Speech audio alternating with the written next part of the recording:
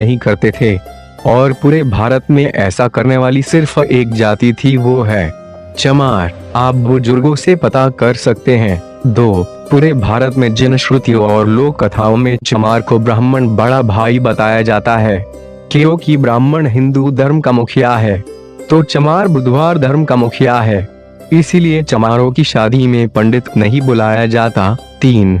रामायण में और कुमारिल भट्ट की किताबों में बुधवार को शूद्र लिखा गया है और रियल में भी चमार को ही मुख्य शूद्र माना गया है। अन्य जातियां कभी निशाने पर नहीं रही। 4.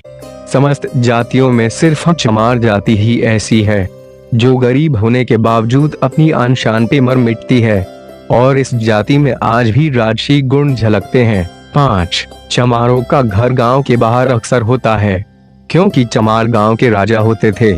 इनको ही गांवों में डीह बाबा कहा जाता है। 6. चमार जाति से बौद्ध धर्म छीनने के बाद उसे धर्म विहीन कर दिया गया था और अछूत इसलिए बना दिया गया कि यह जाति फिर कहीं से बौद्ध धर्म न खड़ा कर पाए। 7. चमार जाति की शिक्षा पर रोक इसीलिए लगाई गई थी कि वह अनपढ़ रहेगा तो खुद को चमार अछूत समझेगा और कभी यह नहीं जान पाएगा कि वे चमार एक राजशाही खून है।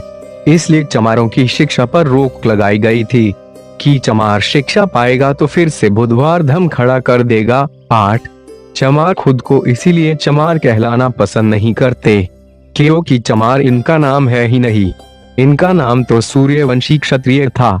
इसीलिए चमार आज भी खुद को चमार कहने पर भड़क जाते हैं और लड़ाइयाँ हो जाती है। 9. ब्राह्मणों में जिस तरह शुक्ल शर्मा आदि समर्थक जातियां हैं, उसी तरह चमारों की भी समर्थक जातियां थी, जैसे कि कोरी चमार, नोनिया चमार, तांती चमार, दुसाद चमार, पाशी चमार आदि।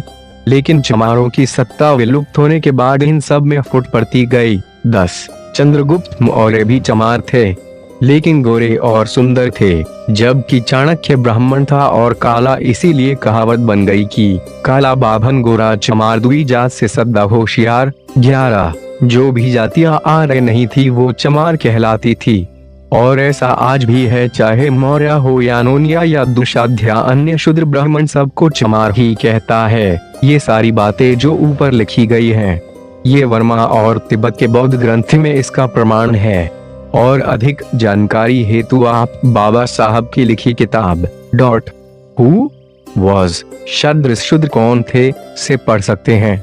हर चमार से अनुरोध है कि इस वीडियो को किसी अगले चमार बौद्ध भाई के पास जरूर भेजें ताकि उसको भी यह पता चले कि उसका खून भेड़ बकरियों का नहीं है, बल्कि हर चमार महापंडित है, सूर्यवंशी है।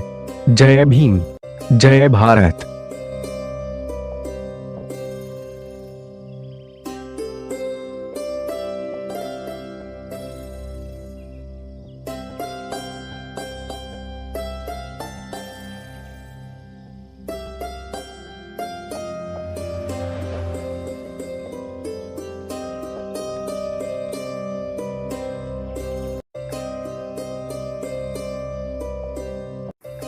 दोस्तों, इनकलाब जिंदाबाद चैनल में आपका स्वागत है। दोस्तों, अगर आप वास्तुशास्त्र और ज्योतिष के बारे में कुछ भी जानकारी लेना चाहते हैं तो रोज हमारे चैनल को विजिट कीजिए और हमारे चैनल को सब्सक्राइब कीजिए। नीचे दिया लाल बटन है, उसको दबाइए सब्सक्राइब वाले को, और उसके साथ वाले बटन को, बेल आइकन को भी दबा दीजिए।